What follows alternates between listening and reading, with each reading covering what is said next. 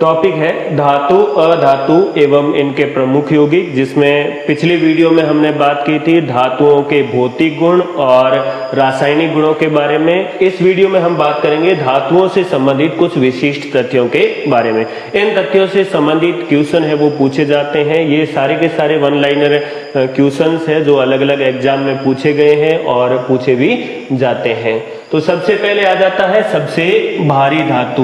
तो सभी धातु सब जितनी भी धातुएं ज्ञात है, इन सभी धातुओं में सबसे भारी धातु कौन सी है? ऑस्मियम। और सबसे हल्की धातु कौन सी हो जाएगी? तो सबसे हल्की धातु लिथियम। सर्वाधिक कठोर धातु, सबसे कठोर धातु प्लेटिनम है। और सबसे मुलायम धातु कौन सी है? तो सोडियम और पोटेशियम। सोडियम को लिखा जाता है Na से और पोटेशियम को किससे लिखा जाता है? K से।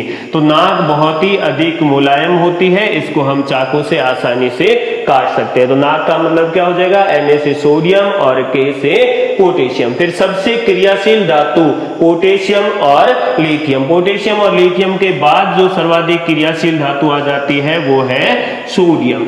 पोटेशियम और लिथियम के बाद सर्वाधिक क्रियाशील धातु सोडियम है। इनको खुला वायु में छोड़ने पर या फिर इन्हें जल में रखने पर या नमी से ये क्रिया कर लेती है और तुरंत आग पकड़ लेती है। सर्वाधिक क्रियाशील लिथियम, लिथियम के बाद पोटेशियम और उसके बाद आ जाती है सोडियम। फिर सबसे कम क्रियाशील धातु है सोना। सोना, चांदी, प्लेटिनम, पारा, इन धातुओं को उत्कृष्ट धातुएं कहा जाता है। ये प्रकृति में स्वतंत्र अवस्था में पाई जाती है, किसी से क्रिया नहीं करती।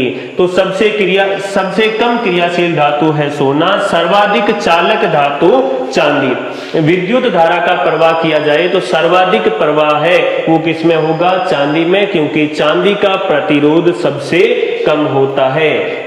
सबसे कम चालक धातु सीसा होती है, क्योंकि शीशे का प्रतिरोध सर्वाधिक होता है। चांदी का प्रतिरोध सबसे कम और शीशे का प्रतिरोध है वो सबसे ज्यादा होता है, इसलिए सीसा सबसे कम चालक धातु है।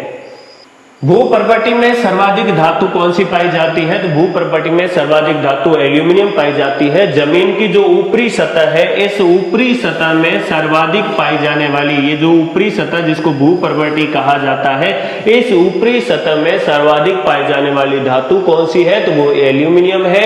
आशा धातु यूरेनियम को कहा जाता है। भविष्य के धातु किसे कहा जाता है?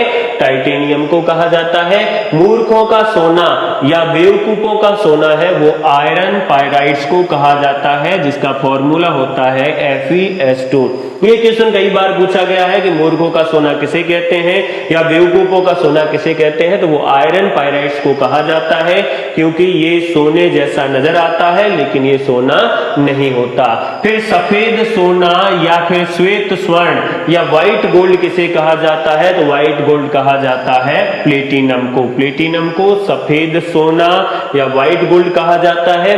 वर्तमान में इसका प्रयोग है वो आभूषण बनाने के लिए भी किया जाता है। फिर यसद पुष्प, यसद पुष्प है वो किसको कहा जाता है? तो वो कहा जाता है जिंक ऑक्साइड को। जिंक ऑक्साइड का फॉर्मूला हो जाएगा ZnO। तो ZnO या जिंक ऑक्साइड है, इसको यसद पुष्प कहा जाता है। नेक्स्ट आ जाता है क्विक सिल्वर। क्विक सिल्वर कहा जाता है पारा या मरकरी को, जिसका प्रतीक होता है Hg। Hg क्यों लिखा जाता है? क्योंकि इसका लैटिन नाम होता है हाइड्रोजीरम।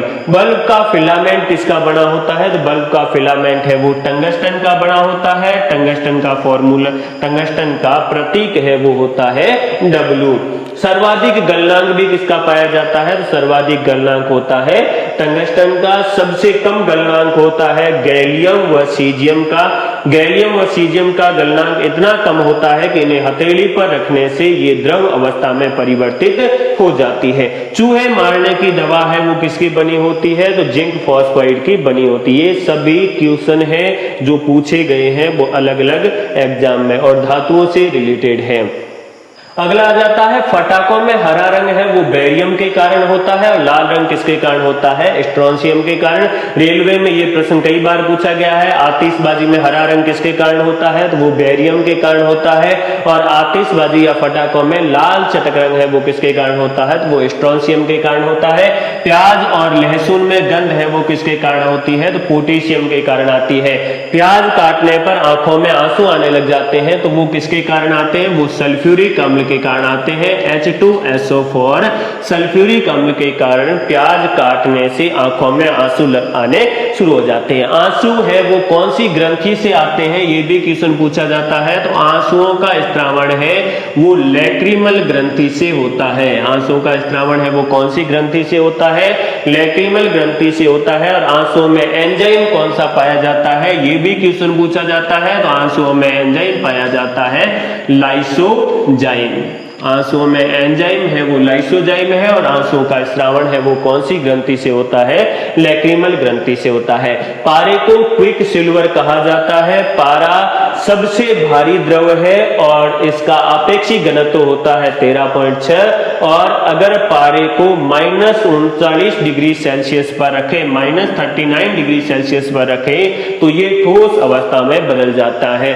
पारा एकमात्र ऐसी धातु है जो कमरे के तापमान पर द्रव अवस्था में पाई जाती। बाकी सारी की सारी धातुएं हैं वो कमरे के तापमान पर ठोस होती है, कठोर होती है, लेकिन पारा एकमात्र ऐसी धातु है जो कमरे के तापमान पर द्रव अवस्था में पाई जाती है। टाइटेनियम को रणनीतिक धातु का टाइटल दिया गया है। टाइटेनियम को रणनीतिक धातु भी कहा जाता है। क्यों कहा जाता है, क्योंकि इसका प्रयोग है वो कहाँ किया जाता है, रक्षा क्षेत्र में टैंक और फाइटर प्लेन बनाने के लिए किया जाता है।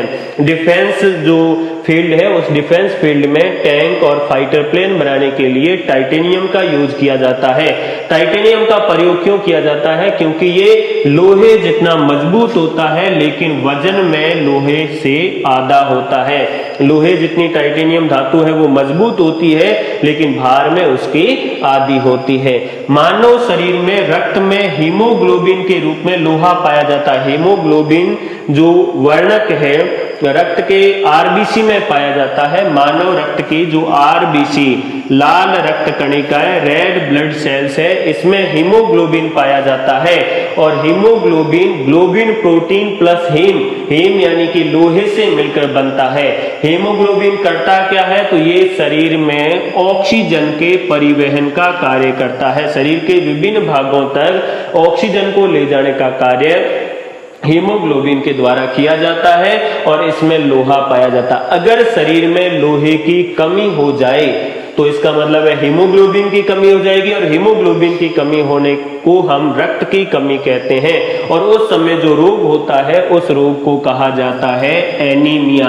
रक्त की कमी वाला जो रोग है उस रोग को क्या कहा जाता है, एनीमिया, या हिंदी में इसको लिखा जाता है रक्ताल्पता। शरीर में लोहे की कमी होने से रक्ताल्पता या एनीमिया रोग हो जाता है। इस रोग का इलाज क्या है, तो शरीर में लोहे की पूर्ति की जाए। अब इसका मतलब ये कतई नहीं है कि आप लोहा खाना शुरू कर दें। इसका मतलब है कि जिन भोज्य पदार्थों में लोहा सर्वाधिक मात्रा में पाया जाता है उन भोज्य पदार्थों का सेवन करना चाहिए।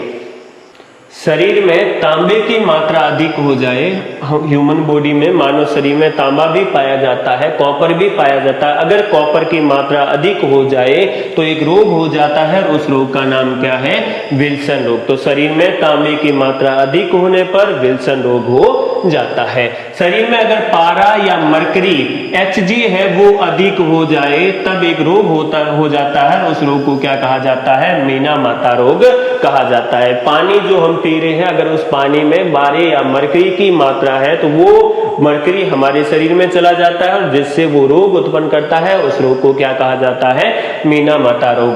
अगर कैडमियम की मात्रा अधिक हो जाए शरीर में तब भी एक रोग हो जाता है, उस रोग को क्या कहा जाता है, एटाई रोग। शरीर में कैडमियम की मात्रा अधिक होने पर एटाई रोग है वो हो जाता है। नेक्स्ट है विटामिन B12 में कोबाल्ट धातु पाई जाती है। ये क्वेश्चन कई बार पूछा गया है कि विटामिन B12 में कौन सी धातु पाई जाती है, तो विटामिन B12 में कोबाल्ट धातु पाई जाती है। परमाणु भट्टी में ईंधन के रूप में यूरेनियम धातु का प्रयोग किया जाता है। यूरेनियम एक रेडियो एक्टिव पदार्थ है और इसका उपयोग किया जाता है परमाणु भट्टी में ईंधन के रूप में।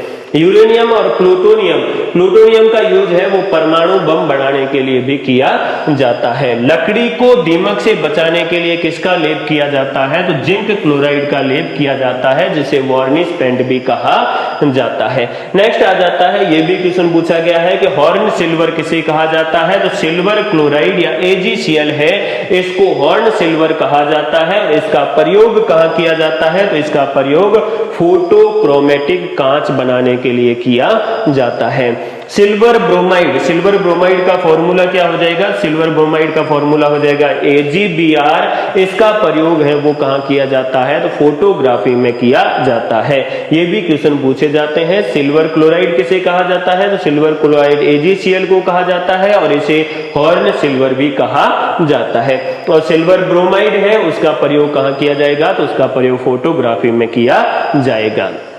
फोटोग्राफी में स्थायीकरण के लिए प्रयोग किया जाता है सोडियम थायोसल्फेट।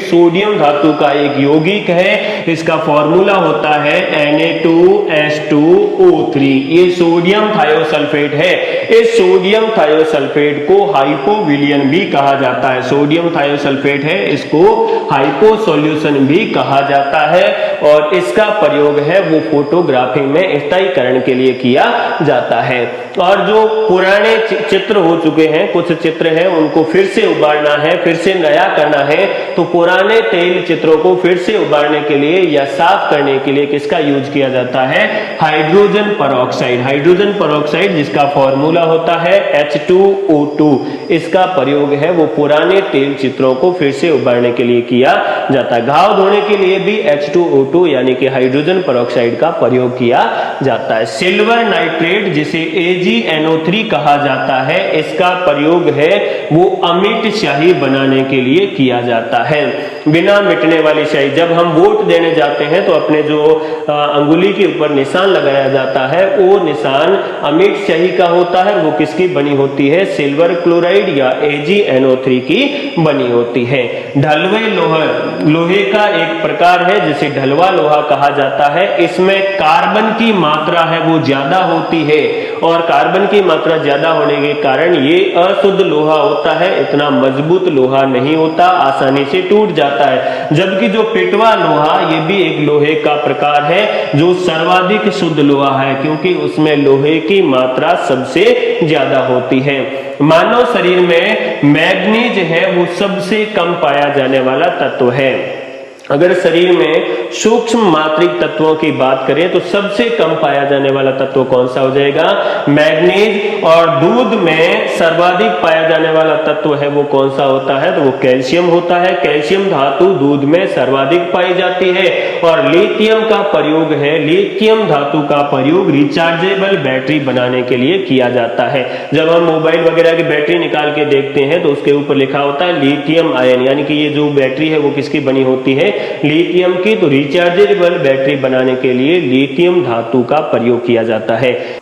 नेक्स्ट आ जाता है सिल्वर आयोडाइड जिसे AgI कहा जाता है। इसका प्रयोग कृत्रिम वर्षा करवाने के लिए किया जाता है। अगर कहीं पर बारिश की सख्त जरूरत है तो कृत्रिम वर्षा के लिए हम किसका यूज करते हैं, सिल्वर आयोडाइड का यूज करते हैं। बल्ब का जो फिलामेंट है वो किसका बना होता है, टंगस्टन का बना होता है। चूहे मारने की दवा जिंक फॉस्फाइड की बनी होती है, पहले ही हम बात कर चुके हैं। कैडमियम और बोरॉन का प्रयोग परमाणु भट्टी में नियंत्रक क्षणों के रूप में किया जाता है। परमाणु भट्टी में नियंत्रक क्षणों के रूप में किसका प्रयोग किया जाता है? तो वो कैडमियम व बोरॉन का किया जाता है। परमाणु भट्टी में ईंधन के रूप में किसका प्रयोग किया जाता है? तो ईंधन के रूप में यूरेनियम का प्रयोग किया जाता है। परमाणु भट्टी में शीतलक व मंदक के रूप में किसका प्रयोग किया जाता है? तो वो किया जाता है भारी जल या D2O का। भारी जल या D2O का प्रयोग है वो परमाणु भट्टी में शीतलक के रूप में किया जाता है। नेक्स्ट, पिटवा लोहा सबसे बढ़िया किस्म का लोहा है। लोहे का एक रूप पिटवा लोहा सबसे अच्छे किस्म का लोहा होता है, जबकि ढलवा लोहा है वो सबसे निम्न क्वालिटी का लोहा होता है, घटिया क्वालिटी का लोहा होता है। ये भी क्वेश्चन पूछा जाता है कि क्लोरोफिल या हरित लवक में कौन सी धातु पाई जाती है? तो क्लोरोफिल या हरित लवक में मैग्नीशियम धातु पाई जाती है। पारा या मरकरी है, इसका एक यौगिक है जिसे मर्क्यूरिक सल्फाइड कहा जाता है, HGS कहा जाता है। HGS है उसे सिंदूर कहते हैं। मर्क्यूरिक सल्फाइड है उसको क्या कहा जाता है? सिंदूर कहा जाता है। और ये एक भी क्वेश्चन कई बार पूछा गया है कि रेडियो एक्टिविटी, यूरेनियम है वो रेडियोधर्मी पदार्थ है, तो रेडियो एक्टिविटी है या रेडियो धर्मिता है, इसकी खोज किसने की थी? हेनरी बेकुलर ने की थी।